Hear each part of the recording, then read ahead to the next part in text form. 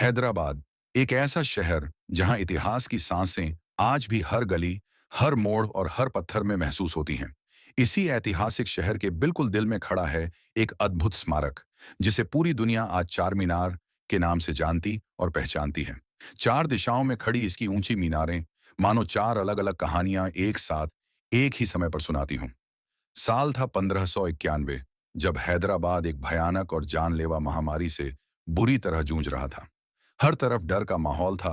बीमारी, सन्नाटा और मौत की आहट पूरे शहर में फैल चुकी थी। ऐसे कठिन समय में गोलकुंडा के सुल्तान मोहम्मद कुली कुतुब शाह ने ईश्वर से गहरी दुआ मांगी। उन्होंने प्रण लिया कि अगर उनकी प्रजा इस विपत्ति से बच गई तो वे एक ऐसी इमारत बनवाएंगे जिसे सदियों तक याद रखा जाएगा।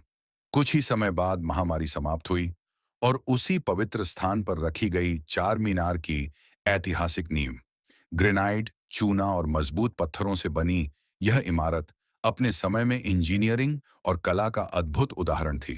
करीब 56 मीटर ऊंची चार मीनार चारों दिशाओं में खड़ी होकर पूरे शहर पर निगरानी रखती थी।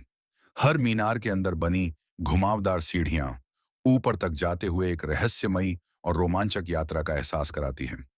चार मीनार के नीचे स्थित चार सुख इलाका उस दौर में व्यापार, संस्कृति और लोगों की हलचल का मुख्य केंद्र था। इस बेमिसाल इमारत का डिजाइन तैयार किया था ईरान से आए महान वास्तुकार मिर्जा गयास बेग ने।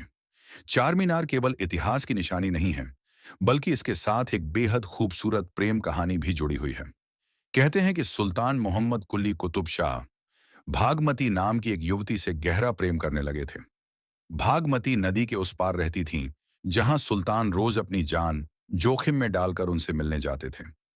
समय के साथ भागमती रानी बनी और उन्हें हैदराबादी बेगम का सम्मानित नाम दिया गया।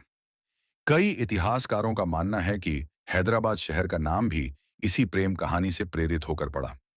बहुत कम लोग जानते हैं कि चार मीनार की छत पर कभी एक अद्भुत गगन घड़ी भी स्थापित की गई थी।